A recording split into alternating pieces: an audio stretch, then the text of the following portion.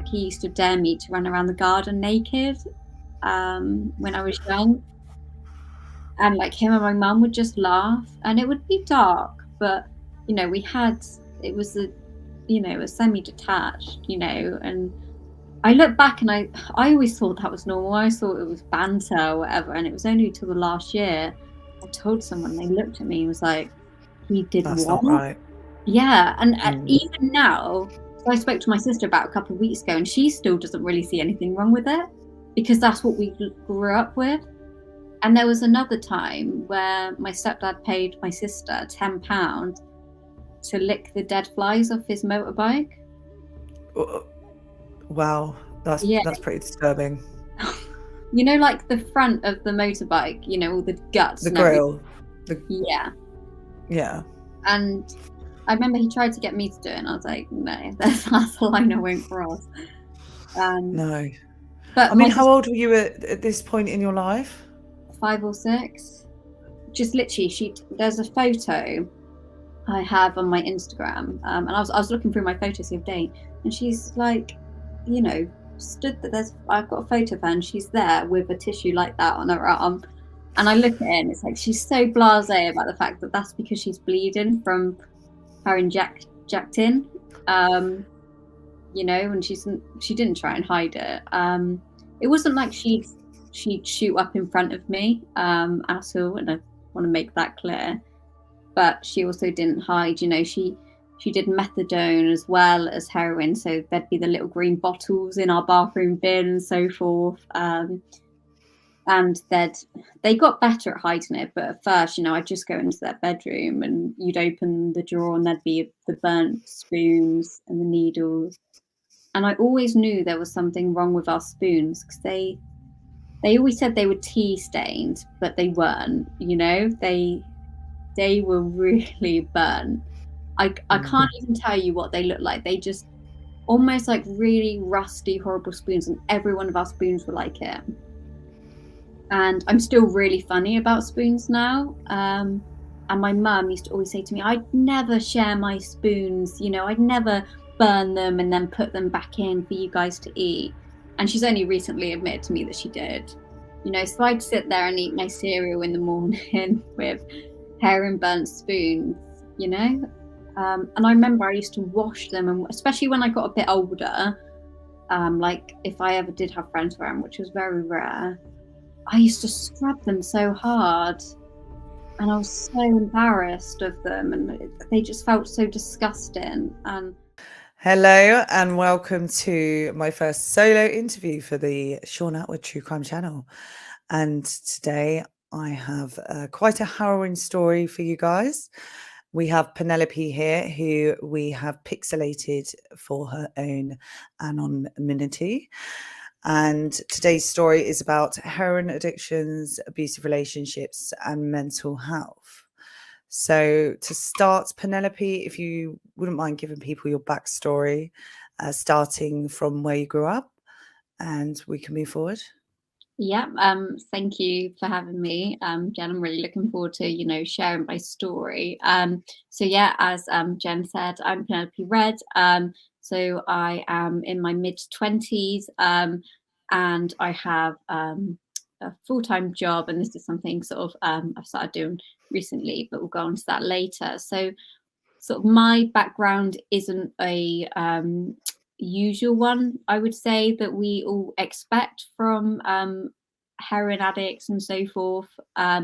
So starting right at the beginning, I was born to my mother and father who were married, and I also have an older sister. We grew up in a small village about an hour away from London, and everything, seemed nice. They had a mortgage and so forth. But prior to my birth, there were a few issues that weren't resolved from their childhoods, which I think sort of led on to, what become my story. And I think this is something that I really find difficult when telling my story, is when does somebody else's story become your own? And I think what I mean by this is what my mum's been through as a child. Obviously, that's her story to tell. However, because she didn't deal with it, it's now become my story too. And it's almost like you don't want to share other people's secrets, but they sort of use it. And then, my mum always told me her secrets. And from that, they've almost become mine. I wear them sleeves. And I find it really difficult, that balance of should I say, should I not say? Because ultimately it didn't happen to me. But I still feel the repercussions of it. So my mum grew up in an okay, situation. Her mum and dad were together. I think her mum was on Valium. I think that was quite a big thing back then. It's sort of like a sleeping tablet. Yeah. And it wasn't like they were poor or anything. I think my mum had a horse at some point, and they grew up in the countryside. Yeah, quite nice. I think my mum didn't get a lot of attention, and she moved to London when she was 16, which I can't actually imagine moving to London at 16 on my own. I think didn't even wave her off. It was like goodbye. And she got married, and that man then turned out to be gay. Oh, wow. Yeah. So I can't imagine how that was. And then she got into the wrong crowd and fell into heroin at the age of 16. So she actually had done it before I was born. And lived in London for a couple of years. She even well, this is what she says anyway. You can't always trust a heroin addict, but apparently she had a flat in Kensington and dated this really rich rich foreign man, and he brought her a Rolex and everything. And then her house got raided by a heroin addict friends because they'll sell anything for drugs. And then one of her closest friends died, and that's when she moved back to the small town and then started the relationship with my dad. So obviously my dad knew that she had been a heroin addict, but she'd gotten over it, and it's quite hard to get over heroin addiction. So the fact that she'd come out with it once, I think my dad probably thought that was the end of it. And your dad wasn't an addict at all? No. So I would say my dad is a bit of an alcoholic. We always make jokes to him about it, but I'm sort of not joking when I say it. So every birthday, every Christmas, we'll just get him bottles of red wine. He's even got a red wine subscription. And when he was younger, I didn't really like my stepmom. So like when he would get really drunk and go mental at her, I'd be like his little cheerleader, like go dad. But actually that's not good. He would be really horrible when drunk. And his background, he had a dysfunctional family too. His dad wasn't really there, and he died when my dad was 18 from a heart attack. He was like found like 2 weeks later in a house that he was working on. He was only like 40 something. He was very young. And he was really horrible to my dad's two younger brothers. He sort of seemed to like my dad, but not the other two. And they don't really remember him either. My nan had affairs as well. And my nan is the most toxic woman you'll ever meet, but I love her. Have you ever watched Catherine Tate's, the nan that is just so horrible but funny? I'm trying to think what one that is. I Yeah, think I have. she's sort of a movie's just come out of it. Actually, you can watch it on Sky Cinema. And her grandson always goes around, and she'll be like really nice to someone. She'll be like, "Oh, that's lovely," and then she'll turn around and like bitch about them. That's sort of my nan. So when my mum first went round to my dad's, she served my mum food in a dog bowl. Wow. Yeah, that's when people ask me to describe my nan, that's the only thing I can say, really, to be honest. Yeah, Was that a reoccurring theme? She served guests food in a dog bowl? I mean, you'd be lucky if she served you food, to be honest. I think my mum asked for sugar in her tea once, and she's like, "What do you think this is?" Yeah. The Ritz. Yeah, she's nuts. So when my dad was younger, my nan has quite an issue with keeping hold of stuff. So they grew up like in a city, and then they moved to a small town. And my nan used to just sell all their stuff, so they were never rich. I think my nan was even caught shoplifting once. They're very poor. And her house is still like it now. If you go round, there's like 2 bits of furniture in there. It's like nobody lives there. Um, and the boys, like my dad sort of told me when he was younger, they'd be, you know, one day they'd go home, they'd have a sofa and a bed. The next day it'd be gone, and they literally just didn't know why, and they just play football in an empty room, and they didn't really have any boundaries or anything. And I think some of my my dad went through a lot, and he had to be like the man of the house. And there's some more secrets around my dad, but again, I don't really think it's my place to say. But my dad did have a troubled upbringing too. So he sort of was more of a drinker. But when him and my mum then met, and this is what surprises me, to be honest, from my dad's perspective, they did a lot of party drugs together. So, the likes of speed, MDMA, all of that. They do that quite often. They were massive drinkers. And I think they're both almost damaged goods in the nicest possible way. So they just go out and get absolutely, off their face with whatever they could. Not heroin, of course. My dad wouldn't touch that. So, their relationship was very on party, going out, having fun. And then they got married and had us kids. And I think that's sort of where the equilibrium sort of broke up, to be honest. So I have an older sister who's 2 years older than me. She was born, and then 2 years later, they decided to have another one. And then I come along, and then my mum decided, and I think this is a sign of self-sabotage, to be honest. I've been doing a lot of research on it. And I don't know if it's that my mum, she finally had the house, the husband, and the 2 kids. And I don't think my dad was perfect either. I don't think, I think he still went out and drank quite a lot and left my mum to, see to the kids. She did say at one point they didn't even see each other. They were doing shifts, and it was like she'd be out at night and then he'd be out in the day, and they were almost like lodgers, just babysitting and working. That was it. So my mum started having an affair with this man called John. And John was a lovely man, but he was known as a local heroin addict. You can Google his name, and yeah, you'll find all stories about him. He was in and out of jail for petty crime, shoplifting, so forth, to fund his heroin addict. And him, he was actually a really lovely person, and he had a really nice family unit. So we used to go to his mum and dad's quite a lot, and they lived in this really nice big house, and they were so lovely.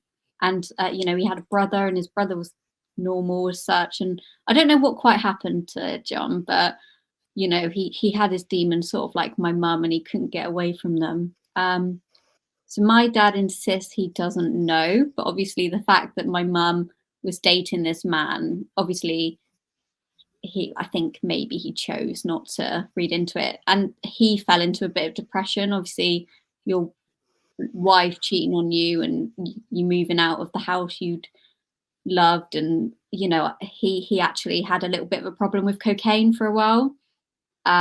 He did come out with the other end, and I wouldn't say it was anywhere near as serious. I never saw anything. I think there was only once when my mum went to drop us at my dad's, and he was out, because I think he had a friend that he used to just go and get coked up with. So we went to my nan's instead, because my nan, for all of her, issues, she was like a mum and dad to us at times. So sort of what she did wrong as a mum, I'd say she made up for as a grandmother.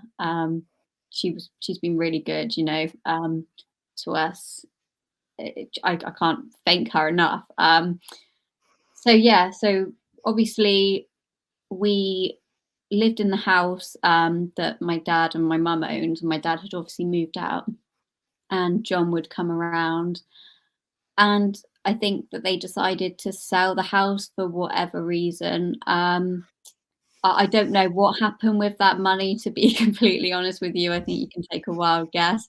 But we moved into a rented house, And I don't really remember a lot, but I remember that was when things started to feel weird. I remember the first day of moving in, my mum just crying in the kitchen. It was like a new build. And she was crying because, her and John had just broke up because he wouldn't stop the drugs, and I was aware of all of that. How old were you at this point? I was probably about 3, if that.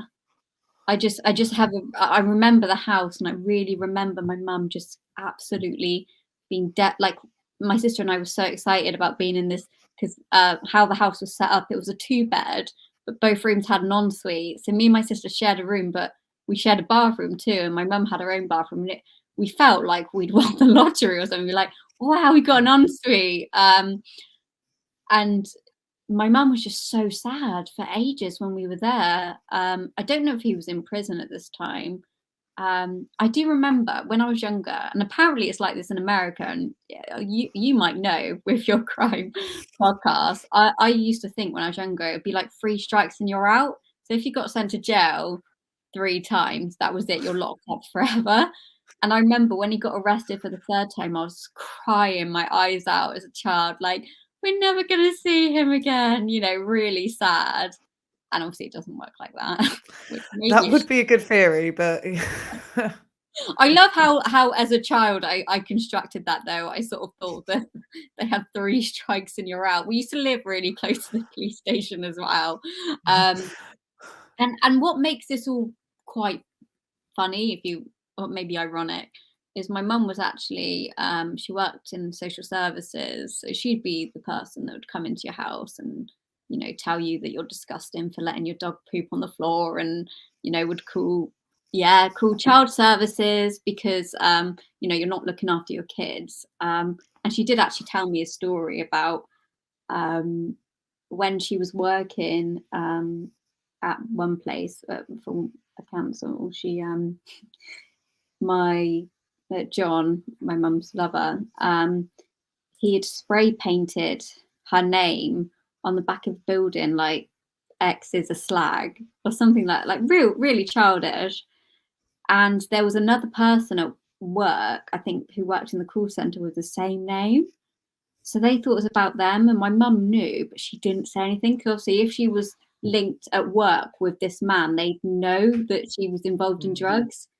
So she kept that secret. So this poor woman, probably to this day, thinks that she got spray painted about. And it wasn't her. It was actually my mum. But my mum just sat on it. Poor woman. Christ. I know. So it was quite turbulent. Obviously, my dad, we'd see him quite often, and we actually did. My dad booked us a holiday to Spain when we were really young, and it was me, my sister, my mum, and my dad, and it was the best holiday ever. They went together, and I knew that they had 2 separate hotel rooms.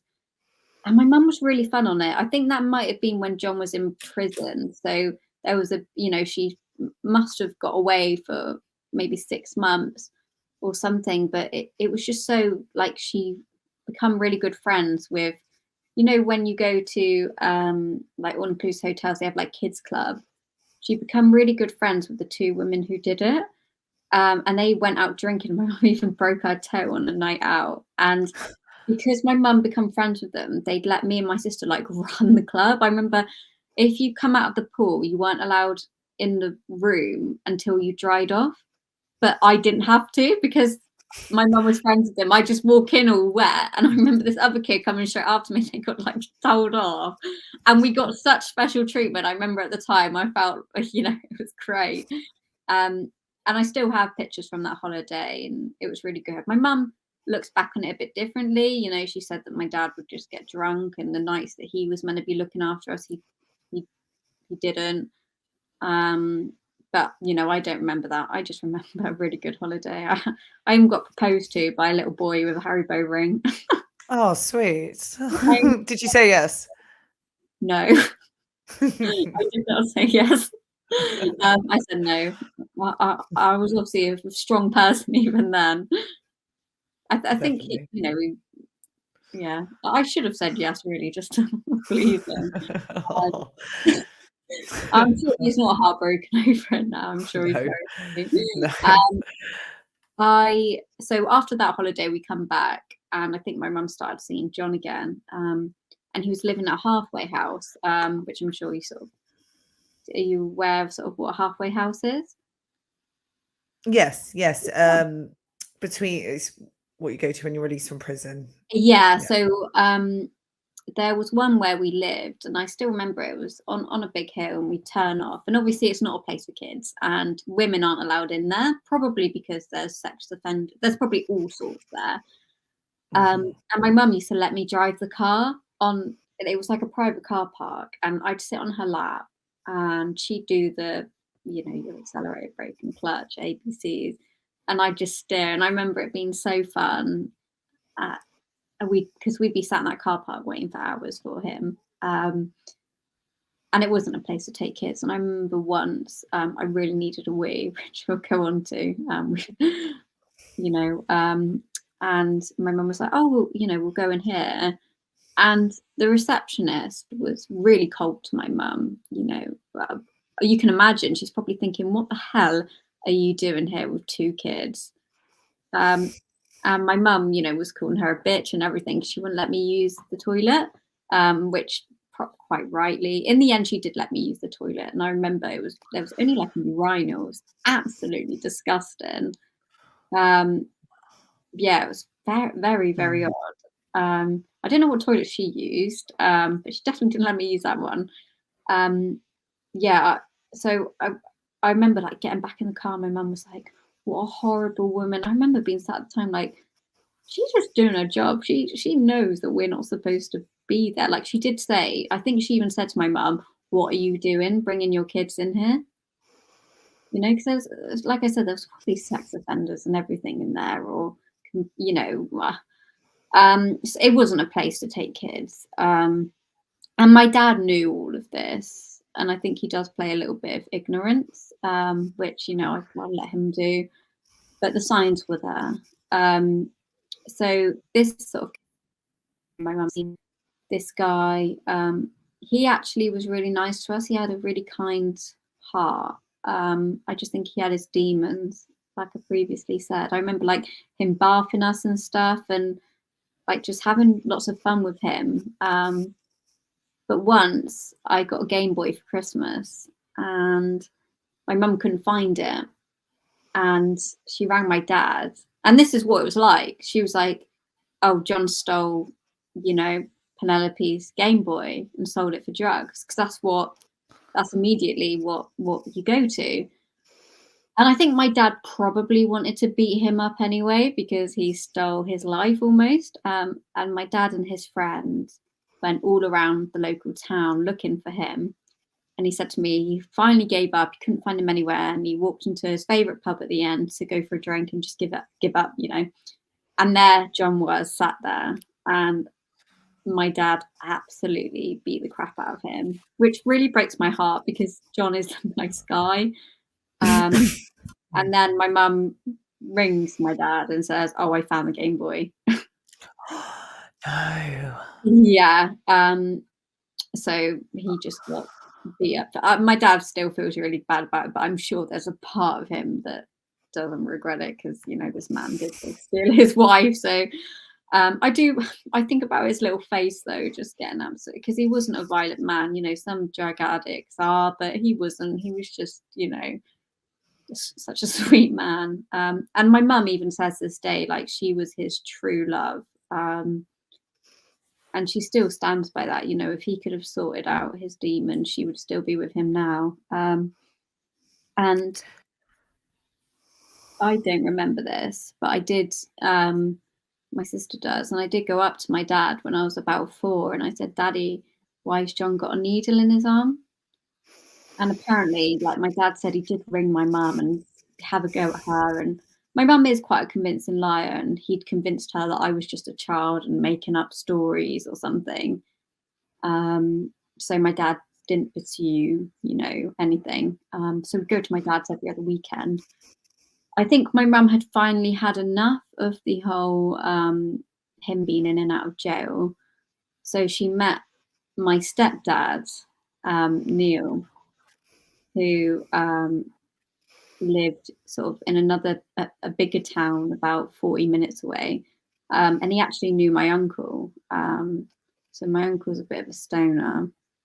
So he sort of, he knows all the local heroin addicts and so forth. He even knew my mum's dealer, who's now dead because, he overdosed like most heroin addicts do. And when my mum first started seeing him, my uncle was like to me, "This guy's dodgy," I was like, "Great." I was only young as well. But he seemed really nice. I still remember him kind of coming in the house, and I was there in a princess dress, like poking. Me and my sister were like pushing each other down, like who would go and meet him first. And he was really, really nice at first. Like he had a really nice car. He still lived at home, even in his 30s, with his mum. But like he really looked after himself. We had a sort of designer or like high end, high street clothes on. And a nice car, and they started dating, and everything was going well at first. And then they sold that house, and then we went on a family holiday to Florida with some of my mum's friends, which was absolutely amazing. I'm really lucky to have had that experience. I think my dad did pay some towards it as well. My mum blew quite a lot of money on that, and I'm really grateful for that, because I think when you think about addicts and so forth, you don't think, a lot of them don't get to go on holidays and so forth. So yeah, I was really lucky in that respect. And that's maybe why I haven't told my story before, because I feel, I have had privileges as well.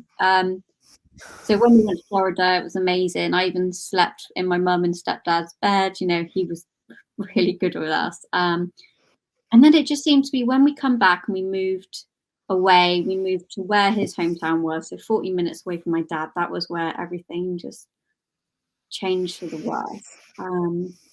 So sort of the memories I have of that house, I remember my mum always worked full time, and so did my stepdad.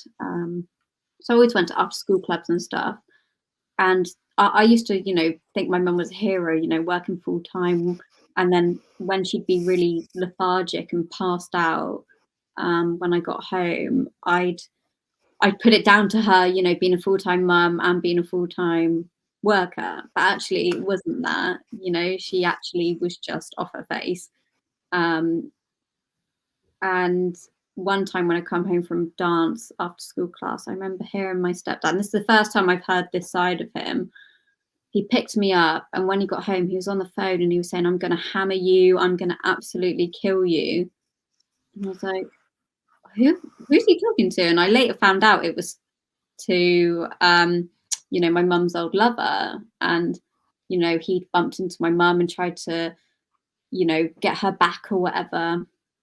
So he was threatening him. And it was really scary to hear that side of him, because I thought he was just this really nice guy. And then I learned that we had this photo up of him in the army, as you come in through the door. And I learned that he actually got kicked out of the army for drugs. Right. Yeah, I was listening to this podcast once, and they said never trust anyone who gets kicked out of the army, and I still think that's true. Yeah, so they told me it's for weed, but I think it was probably a bit more serious than that, to be honest. Maybe speed or something like that, but I don't have all the facts. So as I was learning more about him, I was a bit like, "Ooh, this guy's a bit dodgy." But and then he started making my sister and I do dares. And I'm really lucky to say that I was never sexually assaulted, and I know a lot of people were, and I am really grateful for that. And I wouldn't like to, put my stepdad in that bracket, because he didn't do that. But he did do other dares. Like he used to dare me to run around the garden naked when I was young. And like him and my mum would just laugh, and it would be dark, but it was semi-detached, and I look back and I always thought that was normal. I thought it was banter or whatever, and it was only till the last year I told someone. They looked at me and was like, "He did That's not what?" right. Yeah, and Mm. even now, so I spoke to my sister about a couple of weeks ago, and she still doesn't really see anything wrong with it because that's what we grew up with. And there was another time where my stepdad paid my sister £10 to lick the dead flies off his motorbike. Uh, Wow, Yeah. that's pretty disturbing. Like the front of the motorbike, all the guts The and everything. grill, the Yeah. yeah, And I remember he tried to get me to do it, and I was like, "No, that's a line I won't cross." Um, no. I but mean, my how sister, old were you at this point in your life? 5 or 6. That's so young. Yeah. We would have been in year 3 when we lived there. I don't really know what that correspond maybe 7. So yeah, still very young. So I would have been in year 3, my sister would have been in year 5.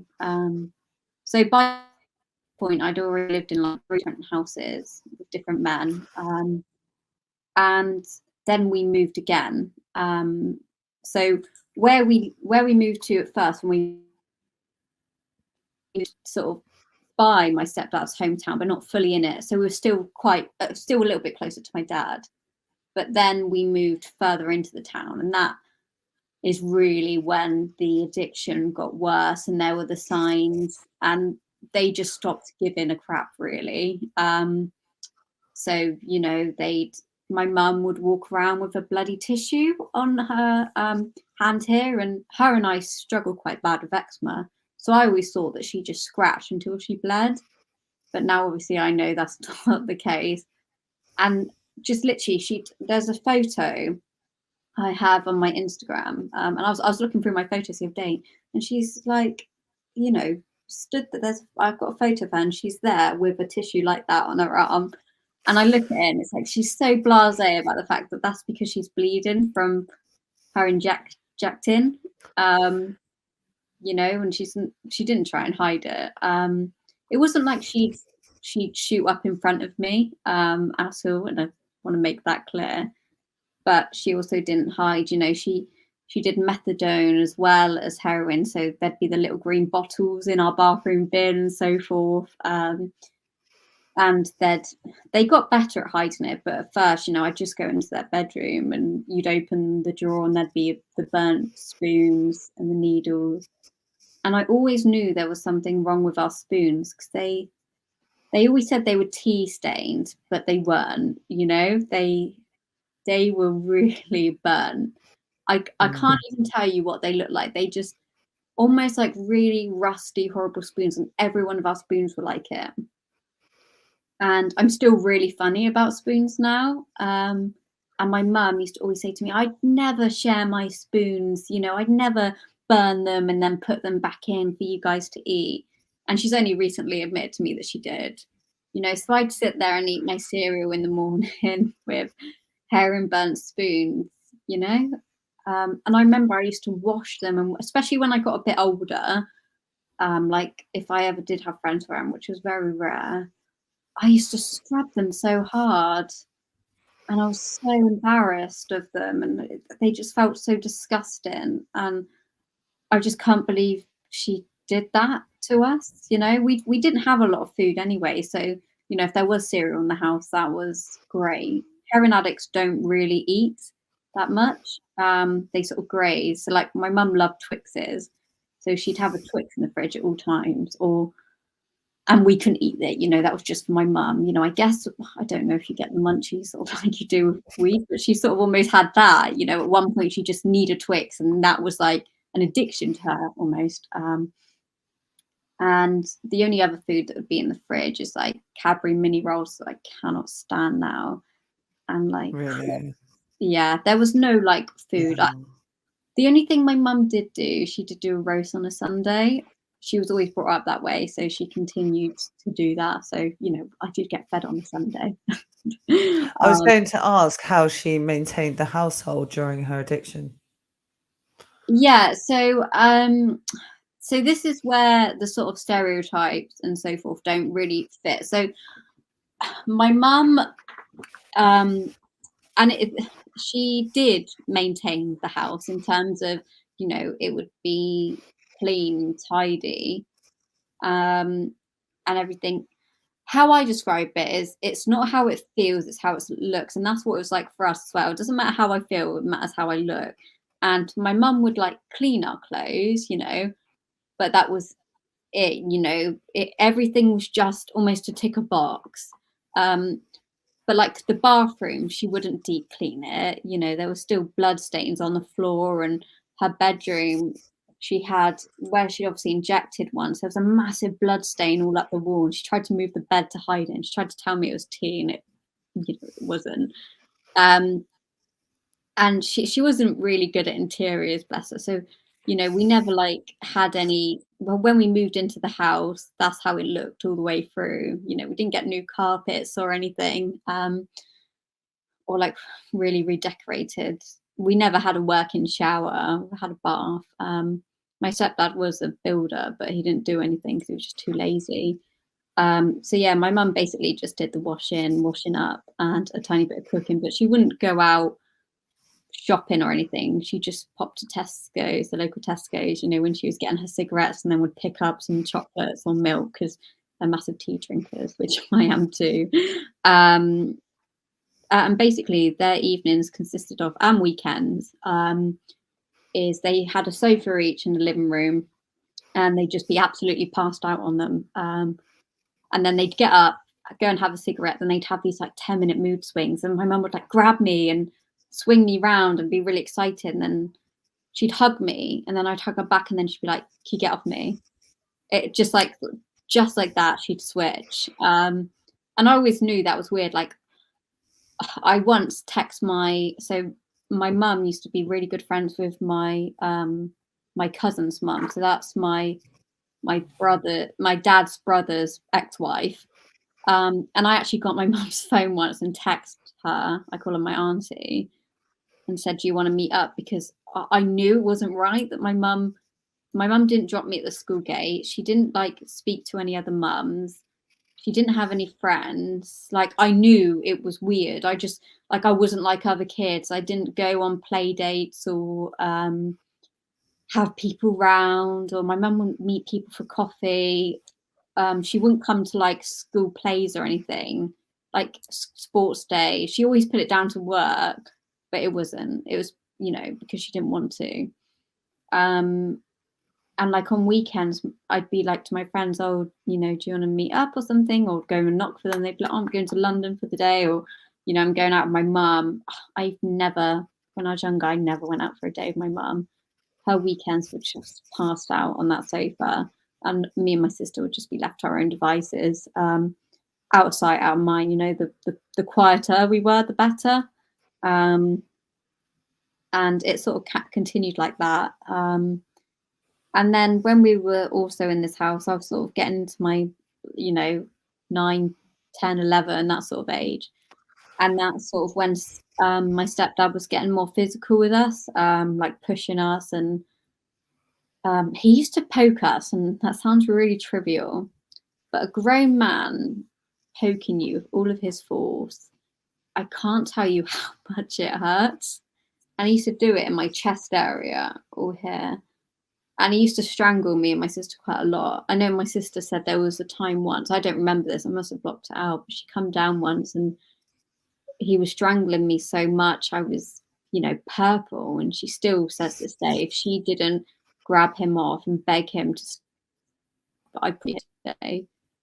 She really stands by that. And she's quite traumatized by that. Like, she doesn't talk about it now, but I remember, like, they used to argue as well. My mum and stepdad really bad, and she'd have all bruises, and then they'd go out in the car for hours, and then they'd come back, and it was just all so weird. It was such a weird setup. And I was still quite young then, still quite naive. And then it sort of got really bad when I hit secondary school, to be honest. That was when, I was learning more about the world. I was learning about myself. I knew I was different, and I didn't know why.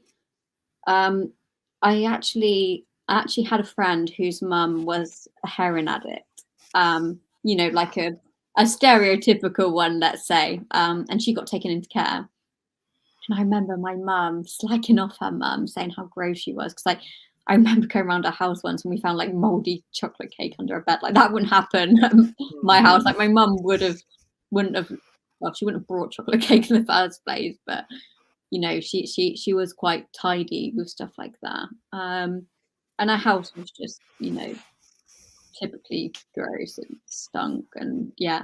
And my mum is really judgmental, and she made me almost judgmental. And we had a non-pajama day at school, and my friend come round whose mum was a heroin addict, and before she got taken into care, my mum went to Asda and got me some new pajamas because I didn't have any.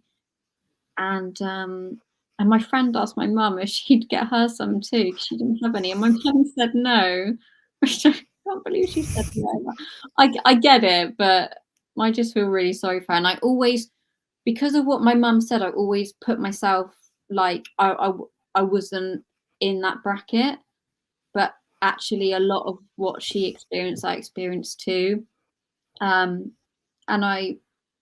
her mum was just open about it, and people at school knew what she was about and what her parents were, and they were more sympathetic and they tried to help. So sort of as I got older, I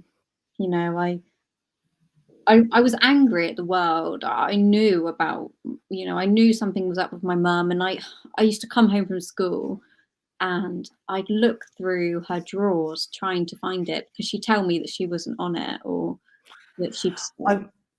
I was going to ask, at what age did you start to recognise your mum's addiction? Because Yeah, obviously she covered it quite well. yeah. When did you know for sure? So it was probably, I was about 12 or 13. And my sister had already knew. Because I remember I went to her and I went, I found needles and stuff. And obviously you don't automatically think of heroin when you, like as a kid, you probably do when you're older. But for me, I was like, what the hell is all this? Why have they got this? And I went to my sister first. Was like, I found that she was like, she was probably like 15. She was like, duh, like, yeah, they've been heroin addicts all of our life. And I was like, no, they have their issues, but no. And I confronted my mum with that because that's the type of person I am. I'm not, my sister would sit on the information and do nothing. So I went up to my mum and I was like, Mum, what the hell is this? She's like, oh, I've never seen that before. And I believed her. I was like, what? So he's doing this behind your back? And she's like, oh, yeah. And I was like, oh, Mum, I feel so sorry for you. Like, she's so manipulative. So she said that he was gonna get, and then I continued to find it, and I went, look, I know you're lying. When I spoke to my nan about it, and she's like, yeah, we all know that your mum's a heroin addict. I was like, oh, well, great. Thanks, guys. Talk of the town.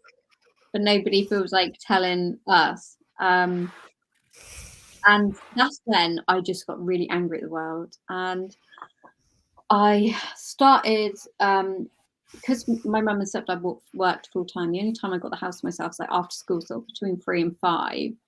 And I'd watch, like Comedy Central, and one of my favorite programs was 2.5 Men. Oh, I used to love that. Yeah, and Charlie Sheen was in it. And I got obsessed with Charlie Sheen, like his heartless way. I was like, I want to be like him. I want to screw people over. And he has a quote, which I lived by in my teens, which it was literally like my mantra, and it was the best way to not get your heart broken was pretend you don't have one. And I did that. Like, really, I wouldn't look at my mum in the eye. I literally just shut myself off from my family. And I started smoking weed, smoking. I did a few party drugs when I got to like 15, like a bit of coke, and I started hanging out with drug dealers, and they wouldn't even talk about heroin. And that's when I knew that it was so messed up that I couldn't talk about it. They talk about everything else, but heroin was such a taboo. And I started to get in trouble at school because I wasn't getting any attention at home. I wasn't getting any attention anywhere else. And the other way to get attention was to be naughty. And one of the teachers once turned around and said to me, you know, you act like you've been raised by wolves. And I remember if I had a child and they come home and said that to me, I'd go mental at that child. However, when I told my mum, she laughed. She knew I was, you know, she was the wolf. You know, my mum just didn't care. Like food tech classes, I wouldn't ever have anything. And everybody just thought it was me being lazy. Like I couldn't be bothered to tell my mum, or school trips, I was the only one who didn't go on it. It's because my mum wouldn't give me the money because she didn't have any. You know, all of the wages went on heroin. You know, they earned, you know, they had a mortgage, they had an all right house, but I didn't get any new clothes or anything. Everything, you know, all the money went on it. And sort of when I got older, still like in 15, say, I'd come home from school and then I'd go out with my friends and I'd get like a call from one of my neighbours, like, oh, the ambulance is here again. I'd be like, oh, okay. And then I'd go home and my mum would say that my stepdad would have had an asthma attack and the ambulance would be there. But now I actually know it was overdoses. So not a lot of people know this, but a heroin overdose is actually reversible. Yeah, not a lot of people know this. So they have like a drug almost like a. So what they do, heroin addicts go mental when you do it to them though, because it takes away their high. So my stepdad used to get up and want to fight the ambulance people. Yeah, so he'd like generally beat them up, and they just want to get out of there. So I think it's a drug called Naxolopine, something like that, or Naxoline, because I didn't know about it either, and I couldn't believe it either. So recently I was told that I would qualify to go and get one from the pharmacist, like as a daughter of a heroin addict, like because obviously now I can't get taken into care now that I'm older. And I was like, I don't know if I want to bear that responsibility. Like obviously I want to save my mum's life, but I don't see her enough. And like to have that responsibility of carrying this, it's almost like an EpiPen, you know, that you then put in, and yeah, reverses it. Yeah, a lot of homeless shelters and so forth have them. So you know that would quite often happen. My stepdad, and when you use heroin, basically you get a drop, and they'd literally physically drop. So I'd hear like a thud in the next door room, and I'd know what it was, and they'd say that they went and had migraines and go in their room for hours. And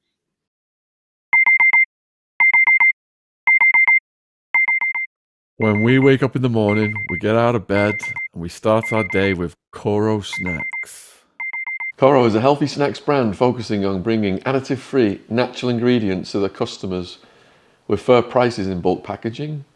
They have everything from nut butters to free from baking ingredients to cooking essentials and, of course, the snacks.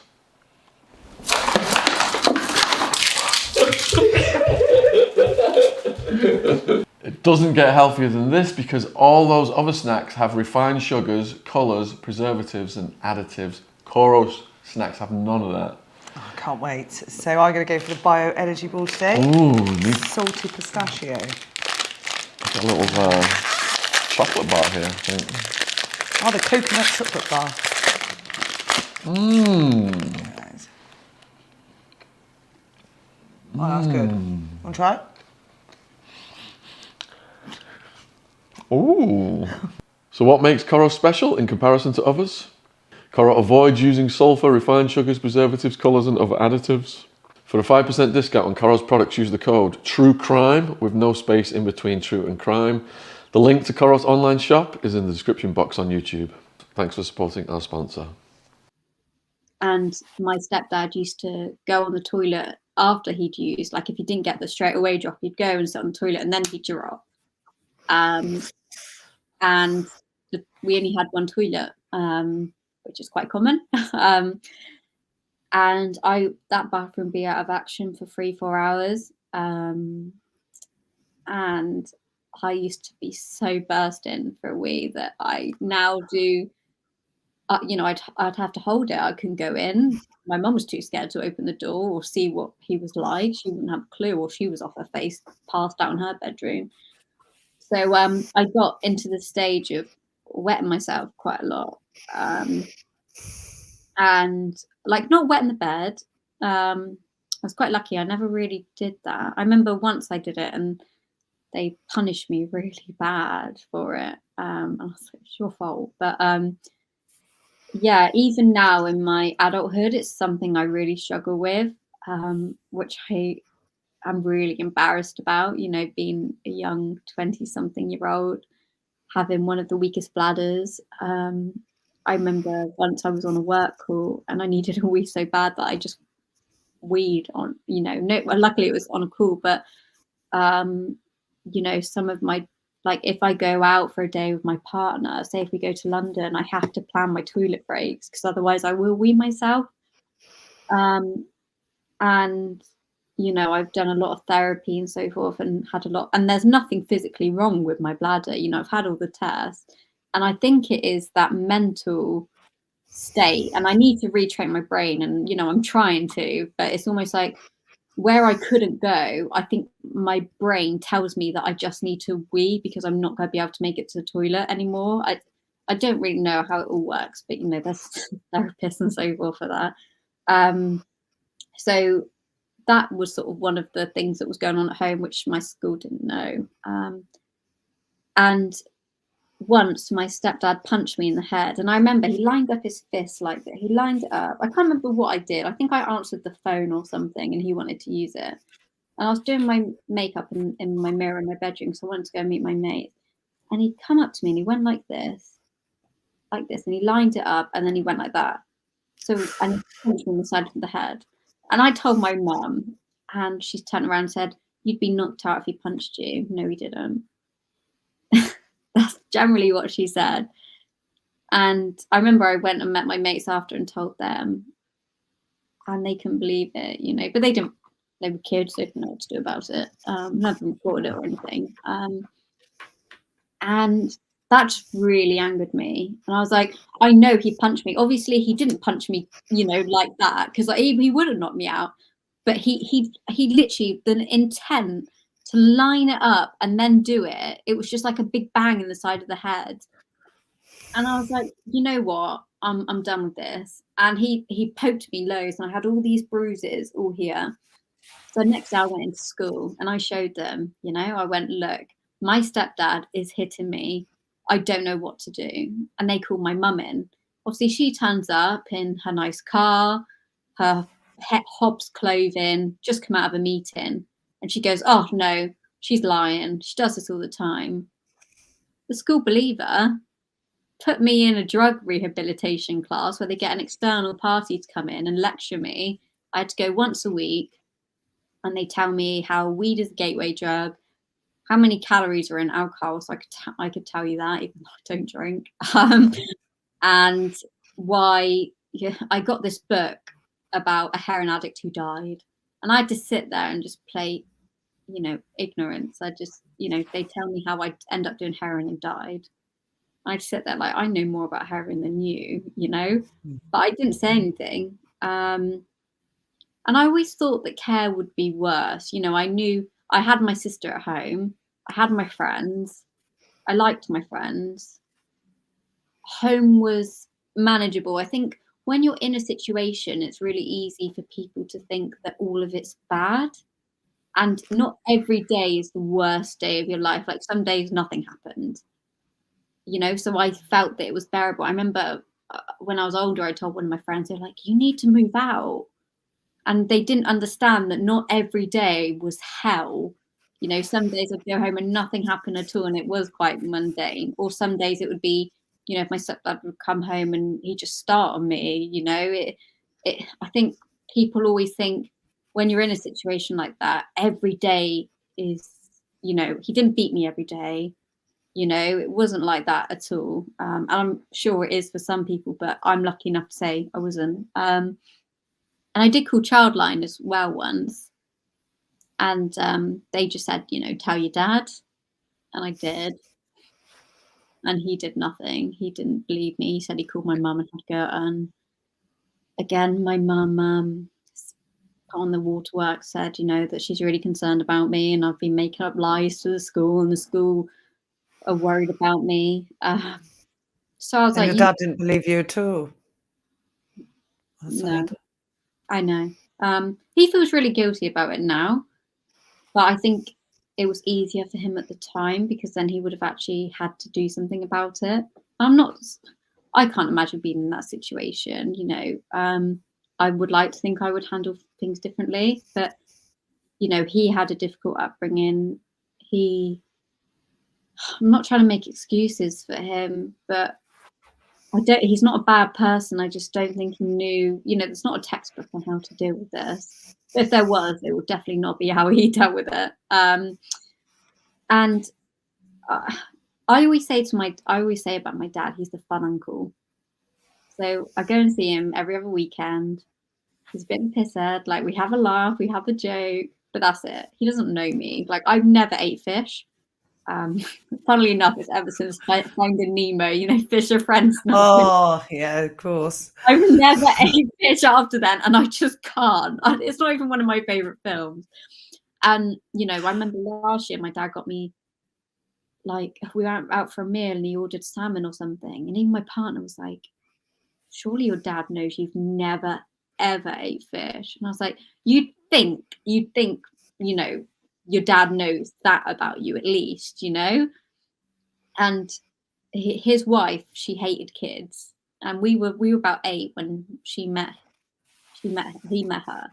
I remember just going around. She lived in a flat, and there was a spare bedroom, but instead they used it as a bar, and we'd have these sofa beds they put up, you know. And it wasn't like our second home. We went around every other weekend and we'd take things, and we weren't allowed to leave anything, or, you know, it wasn't our bedroom or anything. And we couldn't just help ourselves to the fridge. We'd have to say, can we have a drink, please? But it was quite nice. He had a working shower and the house was clean. So it was like a little vacation for us, and we get to go and see my nan.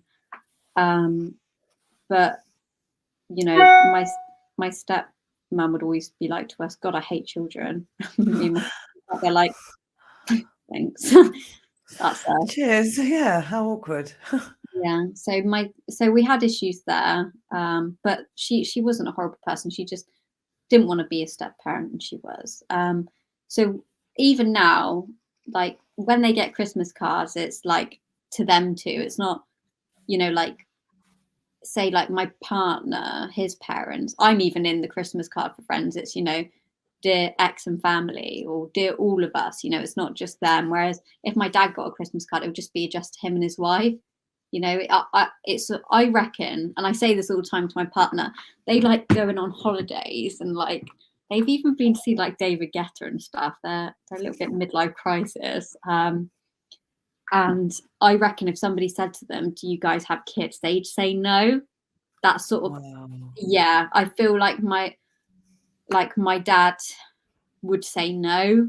Like, that's just how, he might not, but none of his mates know us or anything. He's not really there. So, and my mum used to always exploit that. She'd almost be like, well, at least I care. At least I look after you day to day.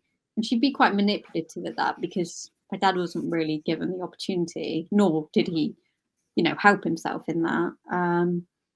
But my dad feels a lot of guilt now, and he always gets drunk and he'll bring me every so often and be really sad. And then I got put on early study leave from school because I missed a Saturday detention for wearing my coat inside. I had a real big issue with authority, and I still struggle with it. So, you know, the whole respect your elders, all of that, because the elders in my house, I didn't respect them. So I found it really hard then. You know, at school, it's all about sir, miss, madam, you know, sort of giving that authority. Unless they earned my respect, they wouldn't get it. Whereas at school, you have to just give teachers respect. So I remember once, you know, a teacher told me to take my coat off, and I was like, but you've got yours on. Like, you know, what you want me to be cold, but you're all right. And I just didn't have that respect that most kids would just be like, look, this person in a in their role has told you to take off your coat, to take off your coat. I didn't see life like that. I was a rebel. I pushed back on everything, you know. I'd smoke in the bathrooms, and if people would question me on it, I'd push back and just, I was just horrible, you know. I was absolutely horrible. It's because I didn't respect them, and I got put on. I think they wanted to put me on early study leave anyway. So me missing that Saturday detention was like bingo. We'll say it's for that. So obviously, then I was like off all summer with nothing to do, and you know, I got more into drugs and more with drug dealers, and I never did anything like heroin or crack or anything like that. What was your first drug of choice? Mine was weed. Mine was weed, The gateway. Yeah, the gateway. It got to the stage where I'd wake up and have a spliff in the morning. I wouldn't be able to you know, it wasn't a rollie in the morning, it was a spliff. And my mum would just let me smoke it in the garden, you know. It wasn't like I had to hide it from her. Like, she used to drop me off at school, and I used to meet my friends at the shop, and she'd give me a cigarette to go and meet them with. This when I was like 13, 14, you know. It wasn't like she tried to stop me. She just wanted an easy life. I remember one of my exams I missed because she let me, well, I stayed out till 3 in the morning, and the next day she tried to wake me up, and I was like, I'm not getting up. And because she wanted an easy life, you know, she was like, okay. So she just let me miss my exam, you know, not like other parents that would be like, no, get your ass up, you know, and how dare you be out till 3 a.m. when you got an exam the next day. If I was out the house, my mum would love it, you know. She didn't have to worry about hiding the drugs or anything. And, you know, she loved it. She loved me being out. And I think about some of the situations I got myself in, and she used to let me walk that night.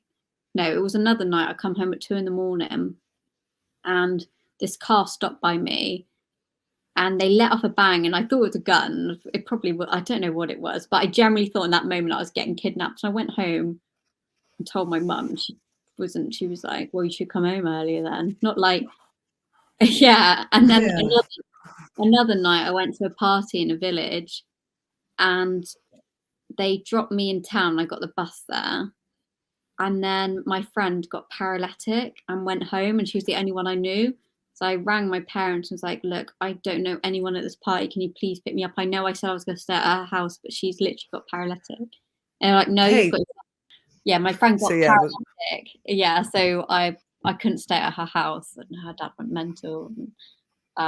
Yeah, so I needed a lift home, and obviously anybody's going to think their parents are going to pick them up if they're in that situation. And they didn't. They wanted to teach me a lesson about not going out and, you know, not having a way home. When I did, I was supposed to be staying with my friends, but, you know, situations changed. And I just remember being at this, so it was this guy's party, but his older brother was also having the party. So I was like 14, 15. There was those are like 25-year-olds there. And a lot of the younger ones, sort of people my age, had already gone home by now, you know. And I had nowhere else to stay, so I had to stay at the party. And I went up to bed, and I remember the next day there was this picture circulating like around about with this 24-year-old who was spooning me. There was like a photo of us two in bed together. Like, I was fully dressed and everything, but how horrible is that? So you passed out at the party, and someone got into bed and started spooning you? Yeah. And there was a photo of it, like somebody thought, like, yeah. It honestly makes me so gross, and I know it's my fault for getting into that situation, but I really hate my parents for it. Like, why didn't they just come and pick me up? Like, I was really in danger at that party. I'd just like to say it's not your fault. Obviously, the person taking the photo is clearly disturbed. Yeah.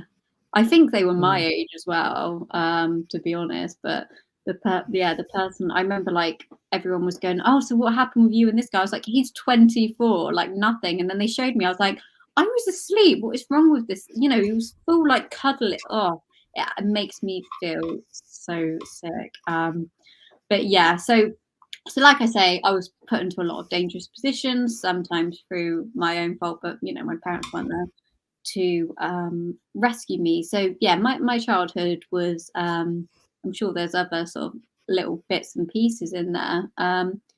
But basically, I was heading down a wrong path, and that was when I met my partner. He actually Insta DM'd me, and we just got talking, and we've been together over 8 years now, and he's the light of my life. So when I first met him, like I said, I was having a spliff, I was smoking, I was drinking. Now I don't do any of that. So I don't know, if that's sort of my childhood. I don't know if you have any questions before we sort of go into how I've sort of turned it around or my research into it. Of course.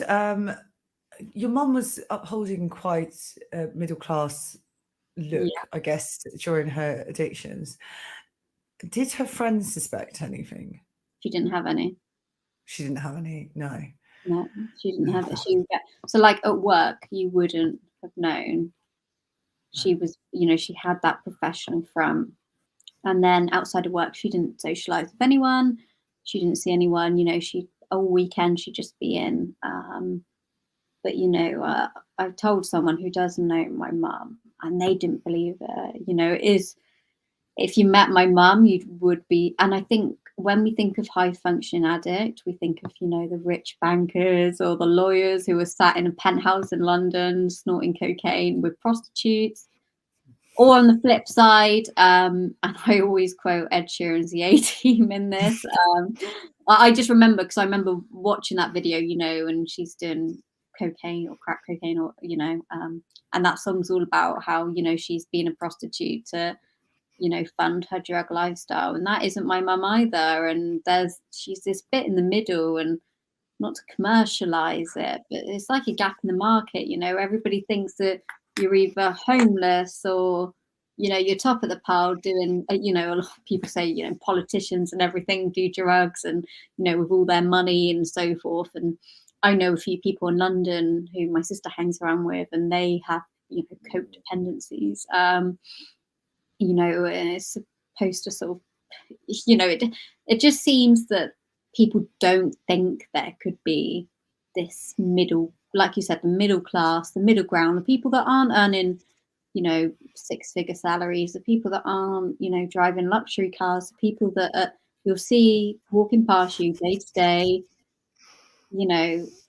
It's funny because my mum's really, she'll sometimes, like, I'll hear, like, I used to hear her on a work call, she worked from home, and she'd be like, being like, oh my God, I can't believe this mother has done this. And I'm there like, pot kettle black, So I think it has made me look at people really differently.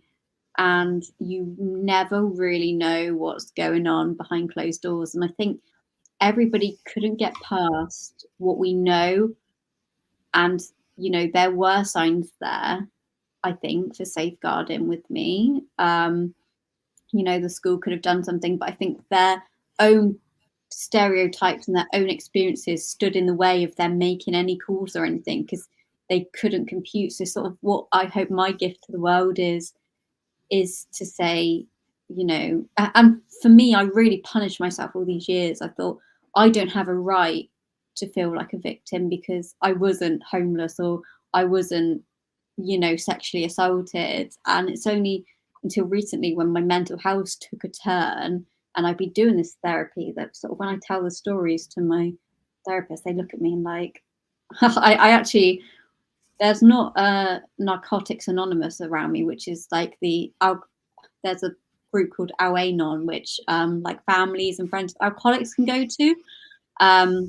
And the Narcotics Anonymous would be, opioids equivalent, but there's not one near me. So I rang the Al-Anon and was like, can I go? And they're like, yeah, you're welcome. And generally, that's when I started to realize that even though I had a bit of a different experience, the feelings and the shame and the guilt, they were all the same between all of us. And that's when, people saying to me, actually, you do have a right. You didn't have a good childhood. Like, I always felt that I couldn't ever moan or ever talk about it because I should be lucky that I wasn't homeless or I wasn't put into care or anything. And my mum always told me that, and my sister still reinforces that. And it's sort of, just shut up, get down. And carry on, and what I want to do is stop this cycle of, you know, the abuser becoming the abused. And I really, really want to, you know, try and make this experience into something. And I just remember coming home all the time from school, and at school they always tell you to go on the Talk to Frank website. I don't know if schools are paid to say that, because we used to, I remember, like in sociology or whatever, we'd always spend like a lesson looking on there. And that's government funded. And I've been knocking on a few doors. I've been emailing all different companies, you know, saying, you know, you've got nothing for children of addicts. So it's always, you know, if you search heroin addict parents, you can't find anything. It just comes up with searches as if you're a parent whose child is a heroin addict. There's just not a lot out there. And yeah, as you were saying about the stereotypes, I remember when I was younger, I always thought heroin addicts were homeless. Yeah. So I would have never. Yeah. Yeah. So there was a study done, and 2/3 of homeless people have cited that drug abuse is contributed to them being homeless. So, you know, there are facts, and you know, I do almost break the statistics a little bit, but there is also other statistics that sort of back up, you know, where I've been. But there isn't a lot of research in the UK around heroin, like there is on cocaine and so forth. So in America, every 25 minutes, a child is born with an opioid addiction, which is just staggering. And I've tried to look for every statistic that there is in the UK, and it just seems to not really be spoken about. We have it's almost like the Harry Potter Voldemort, you know, they shall not be named. Heroin is just one of them. You know, you can talk about anything, but when you talk about heroin, everyone's like, whoa, you know, you just don't go there. And I found that really hard. It's such, you know, I used to always think, why can't she be an alcoholic? You know, why can't, and I'm not saying that is any easier, you know, because, you know, I was lucky enough, my mum didn't come home and really drunk and, you know, had her knickers around her ankles or anything like some stories I've read. So, you know, I'm not saying one's better than the other at all. But, you know, as a kid, I used to just be like, I wish I could talk about it, you know, and but with heroin, you just can't. And this is something that I really struggle with, is even when I was doing drugs, I don't think I could have got a hold of heroin. I probably could have in like a day, like if I really wanted to. But I'm always trying to think, when my mum was holding me as a 1-year-old, you know, it's not like you fall on a needle, you know, it's not like I sort of get the pressure of alcohol. If you know, you can just drink too much because it's socially normal to have alcohol out, but it's not socially normal to have heroin, and you've got to really seek it. And that's something that I really struggle with. You know, it's not like she had to actively seek that. She knew what she was doing. You know, there's a lot of process. It's not just drinking it. You know, she has to burn the spoon and inject it. To me, that's something I do really struggle with. And before we get on to your mental health and diagnostics, how was your mental health, the internal state of it at the time of your mother's addiction? Terrible. I was just really angry. I think I didn't realize how much it was affecting me until sort of I was out of the situation. So until I met my partner and I started living a normal life. So my partner's had a really nice upbringing, and his family are like my family, and I hated family, and I even hated dogs. I remember I went into his house the first time, and he showed me his dog, and he was like, "Oh, this is my dog," and I was like, "Great, don't care," you know. And now the dog is my dog, you know. I love dogs. They're amazing. And it's just the fact that I didn't have that family unit. Like Christmas, I hated. You know, it wasn't a time with family for me wasn't a good thing. Whereas now I'm such a family person. You know, I can't wait for me and my partner to have kids one day. But ever since we've like moved in together and so forth, that's when my mental health has sort of took a worse as well. And like when I was in sixth form, I did want to go to university, but so basically my mum randomly just decided to book this holiday when I was like with my boyfriend for like 2 years, and I hadn't lived with her for 2 years. And she's quite erratic. Like she just buys herself Tiffany necklaces and stuff. She's very odd, very odd. And she just booked this holiday to Egypt. And Egypt isn't, I wouldn't mind going to Egypt with my partner, but 3 women, me, my mum, and my sister, are all like 5 foot. It's probably, we're all quite shy as well. I didn't feel safe. And it was a horrible holiday. I didn't want to go in the first place. And that might sound really spoiled, but I hadn't been on holiday with my mum since I was, 5 when we went to Florida. So now when I'm 18 going, when I haven't been with her in years, it just felt, she didn't even ask me, she didn't say, do you want to go? She just booked it. I was in the middle of my A-levels, and it was just the worst holiday ever. And I feel really selfish saying that, but it all started, I remember being on the plane there, and I was reading Alexander McQueen's biography, because I was doing fashion at that point. Wanted to be a fashion designer, don't we all? And I remember reading about his mental health, because obviously he committed suicide, and I couldn't read it. It was really triggering something, like, and I was like, why can't I read this? And I just put the book away, and I thought maybe I just don't like the book. And that whole holiday I cried every day, and I hated it. And is that because you were having suicidal thoughts, or you have in the past? I think it was being forced to be with my mum, and I realized how dysfunctional our relationship was. I couldn't even spend a week abroad with her. I didn't feel safe with her. I hated it. I was I generally, if I had money, I would have paid for a flight home. Like, I hated it. I wanted to be with my partner. I didn't feel safe. My mum was having horrible withdrawals. I was scared at the airport, thinking, is she going to try smuggle heroin in? Like, what's she going to do? It was horrible. It was absolutely horrible. So when we got back, I just felt numb to everything, and I just kept crying. I went back to sixth form, was crying, and they would send me home. And they eventually told me I missed too much and that I'd have to, drop out. So I was like a dropout with nothing to do, not knowing what's wrong with me. My partner was really supportive. And the doctors were like, oh yeah, you're depressed. And I was like, I don't think I am. I generally don't think I am.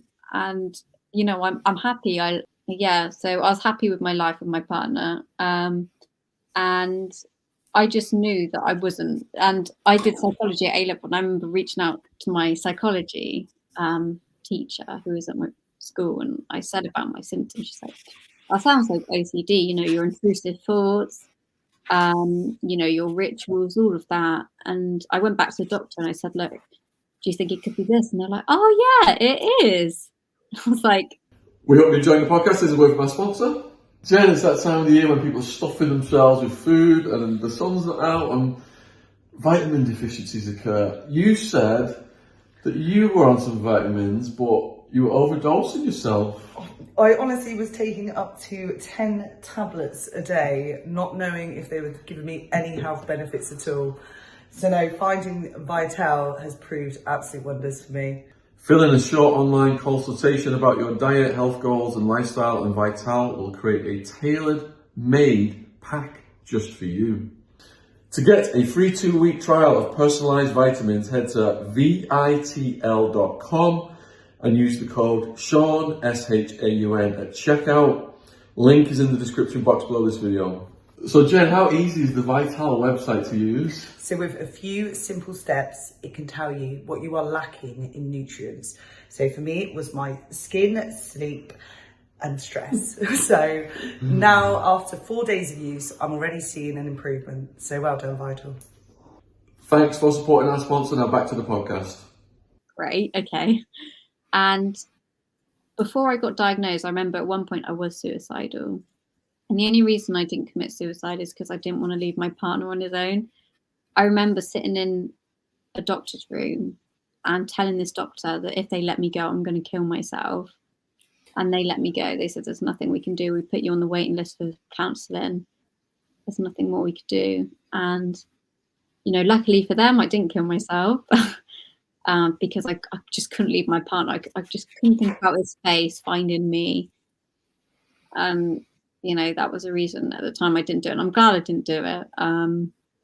But it was, if I was really upset, I'd think it's okay. I can kill myself. I can get out of this. If I was feeling really low, there's an escape. And then I got put on medication for my OCD, and it did get better. I was in and out of jobs. I couldn't find anything I really liked. And I just thought it was me that there was something wrong with. And then I got a job, did really well at it, got another job, did really well at that. And now I've got a really good career for my age. A lot of people say to me, wow, you've done so well for someone who hasn't gone to university. But I don't think what people understand is I'm running away. I don't want to be anything like my mum. And that's why, I'm trying so hard, and I don't want to be a failure. And although it looks good from the outside, I put so much pressure on myself. It's like with my house, it has to be a certain way. I'm really funny about my weight. I constantly have really horrible controlling thoughts. I think where I couldn't control my mum and her addiction, or, how she was, I try and control everything else. And it is really horrible. And I had another turn at the start of the year. My partner and I had some work doing at our house, and I don't know what it was. I don't know if it was just the reality of owning a house and having it taken away or something, or just the fear of losing it. But that's when it all come out about my childhood, and I started remembering things. And again, I went to the NHS, and they weren't great.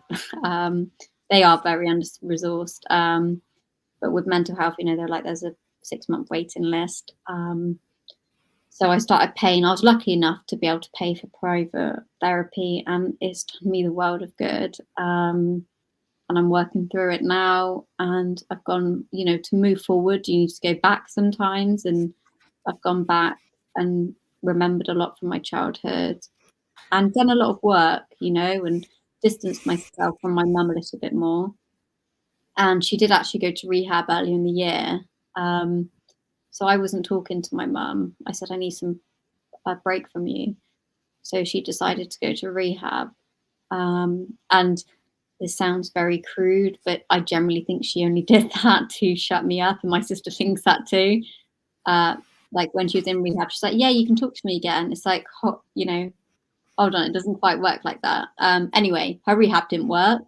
She didn't stay there for very long as she was supposed to. I rang her counsellor, and she's like, yeah, she hasn't been turning any of my calls. She did admit to me that she relapsed. So where we are today really is she's a compulsive liar who tells me she wants to quit and cries and so forth, but she doesn't. And I'm just trying to manage our relationship, and she puts back on me that I should, be there for her and stuff. And yeah, that's sort of where my life is at the moment. So I'm still in therapy. I'm still trying to work out. I'm really angry about my situation, but I feel like it has to be for something. So I feel like my gift to the world is to share my story and try and, raise awareness about heroin and child of addicts, and the fact that there isn't enough support out there for them. No. And how do you think they can supply more support to children of drug addicts? So I definitely think so. When we were talking earlier, I don't think I quite touched on it when I said about talk to Frank. So there's 3 options on their website. So if you go on heroin or something, there's worried about ... your friend, pressure of taking drugs, your child. There's nothing on there for what about if you're a child. Even on the government website, on the safeguarding policy for Children's Act and all of that, there's no guidance around what will actually. Because for me, I never knew. I was like, I don't want to send my mum to jail, because obviously, you go and talk to Frank, and it's like heroin is a Class A drug. You'll go to jail, and that's really scaremongering. I get it, but for a child, when I was reading that, I was like, God, I can't tell anyone because I don't want my mum to go to jail. So I just think some better guidance around what really happens with kids of addicts, because nobody really knows. I even spoke to social workers, and they're like, well, it depends. There's a risk assessment. Not every child of an addict gets taken away. Sometimes they get monitored. it's just such a taboo. And I think we could do better at educating around different types of drugs, that you don't have to fall into a stereotype.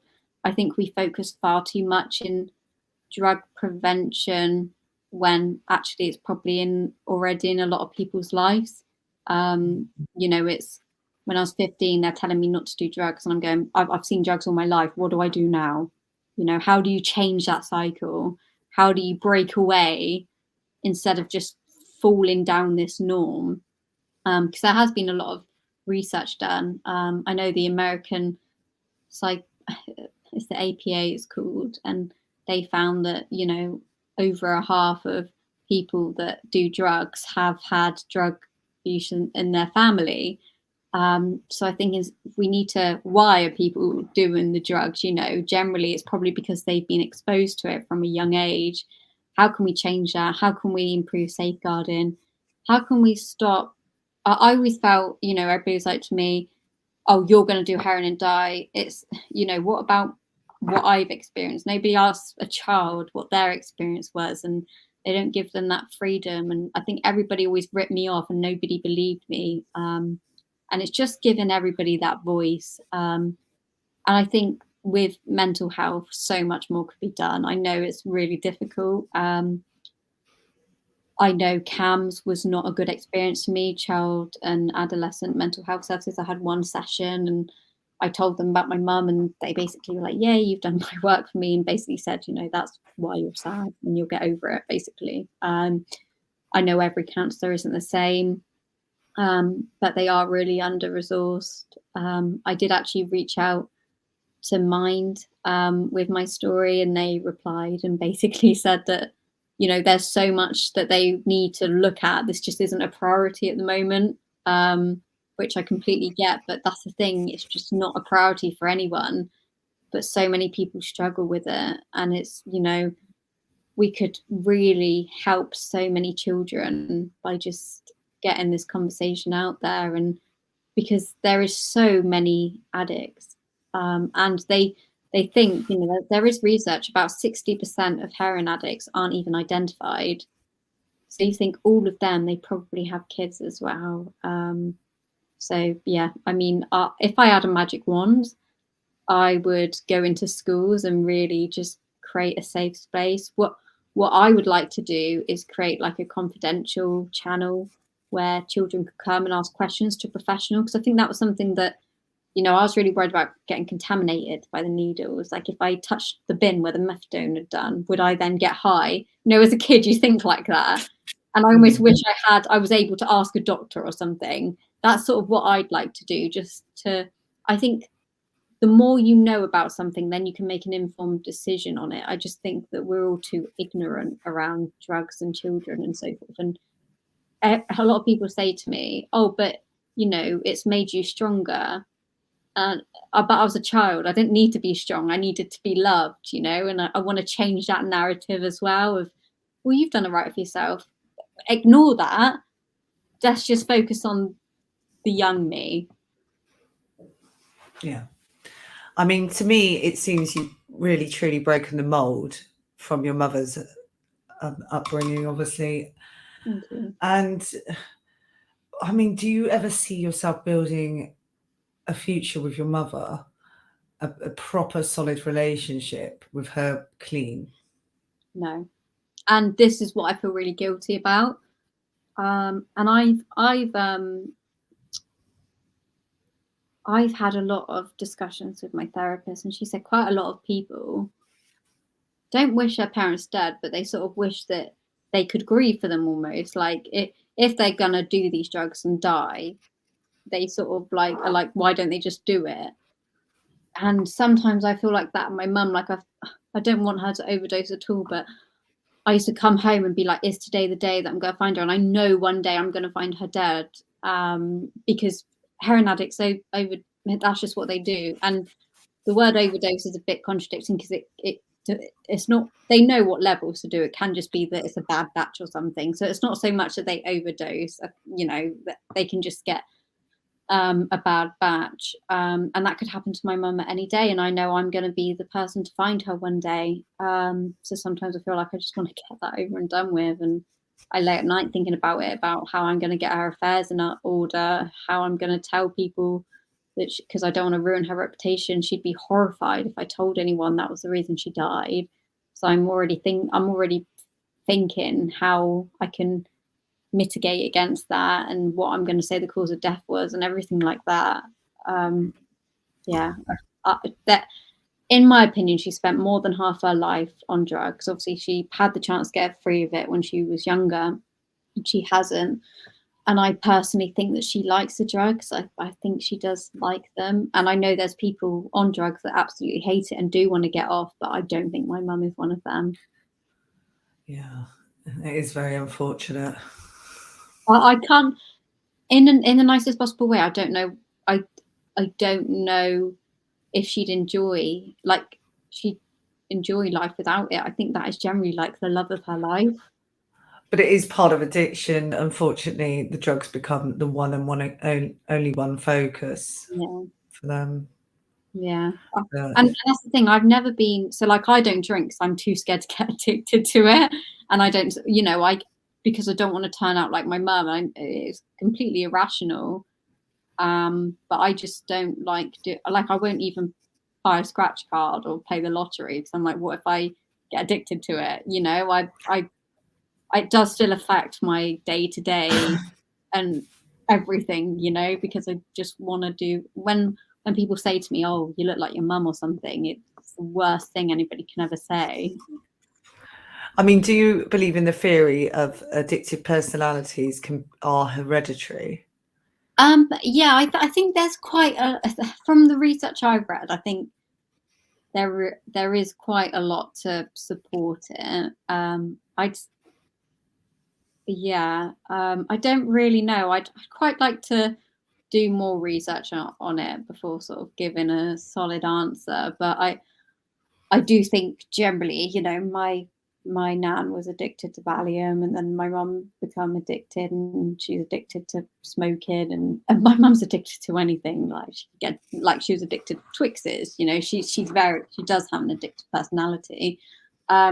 And part of me is like, I don't even want to risk it. It might not be, but also, what if it is? And I can live without drinking. I also don't like the thought of not being in control of myself. So there's a few different sort of explanations to that. It is difficult. I generally don't think there's enough research put into how it all works. I have been reading this book, which I've only just sort of started reading books. There's a really good one by Dr. Julie called Why Did Nobody Tell Me This Before? That's really helped. And there's another one, can't think of the name of it, but it's talking all about how they did research, and like granddaughters and grandchildren of Holocaust survivors have like shared trauma DNA, that trauma can be passed on, in the womb, and sort of local, I think it's cortisol levels and so forth. It's really interesting. So part of me is like, God, should I not have children either? I know you can go to therapy and work on it, but I really hate how much it's took from me and how much it still affects my everyday life.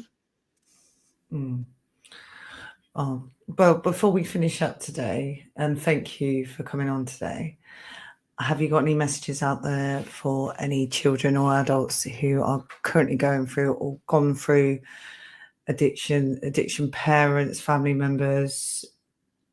Yeah. So sort of a few messages. Like, for parents, if you are doing drugs, and you do have children, they don't hate you, they don't blame you, they just want, like, why I hate my stepdad because he hit my mum, not because he hit me. That's what I remember. They're not there to judge you, so please just, and they do know more. And for children, there's a really good thing on Al-Anon, and it's called the 3 C's. It's: I did not cause it, I cannot control it, and what's the other one? I cannot control it. Oh, I cannot cure it. I cannot control it, and I did not cause it. And that really helped me, because I still feel like I am to blame, but you're not.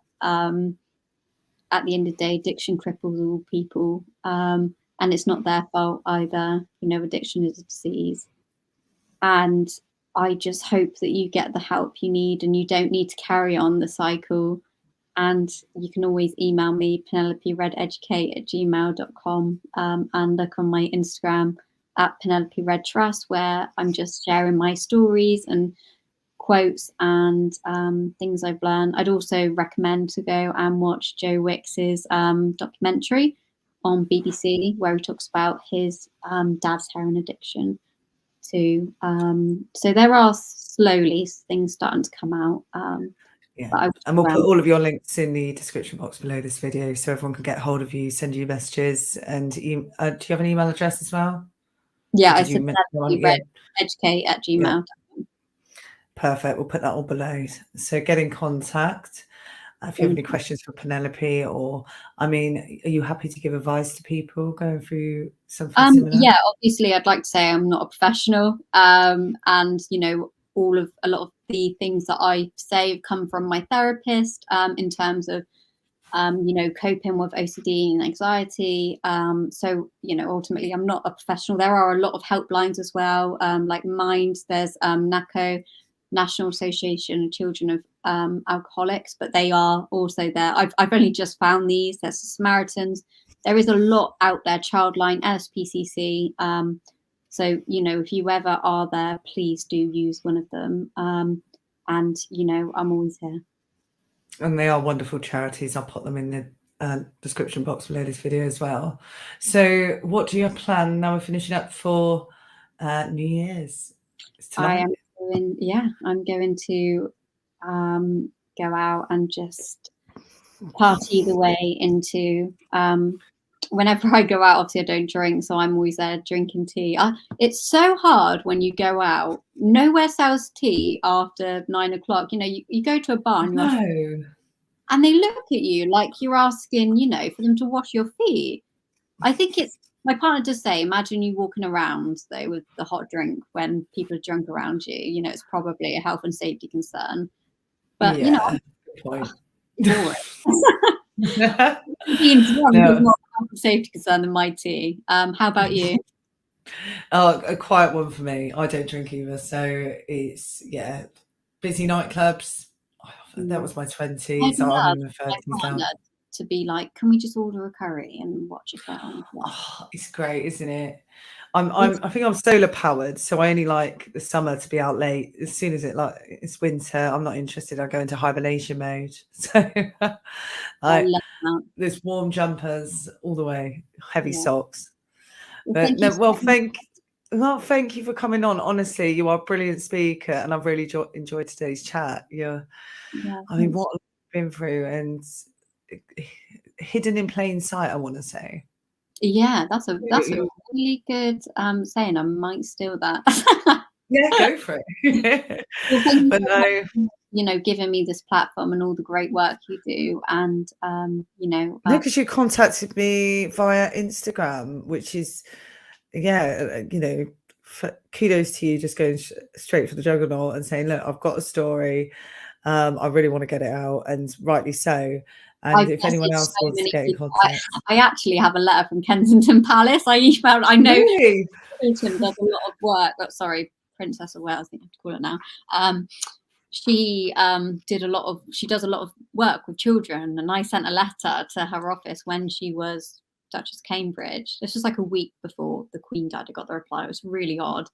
I had the letter, it's like official Kensington Palace. She didn't sign it, but she said that, you know, her secretary said the Duchess of Cambridge wishes you farewell. But she signposted me to some charities. But yeah, I definitely want to do like an event. And actually, one other thing I want to say is Women's Aid is for children too. Their slogan is actually until women and children are safe. And I've been in contact with them, and they're absolutely amazing too. So that's another that I didn't realize how many good charities there are out there. So yeah, just thank you for giving me this platform and Happy New No, Year's. thank you. And Happy New Year. And yes, if anyone's got any questions, if you can stick them in the comment box below this video, like and subscribe. And yeah, thank you very much for tuning in. See you later. Bye. This podcast is sponsored by Gadfly Press. We are proud to announce the publication of The Girl Gambler, a young woman's story of her escape from gambling addiction. The story of a young girl's entrapment in gambling addiction, the true advert for problem gambling and how it controlled her every movement, every thought, and almost took her life. How the guilt and shame that go hand in hand with addiction stopped her from reaching out for help for 8 years as she didn't feel it was okay for a young female to be a problem gambler. How she believed it was a male-dominated problem, and how eventually she did find the tools that enabled her to become free of her addiction. Available worldwide on Amazon, link in the description box below this video. Thank you for supporting our sponsor.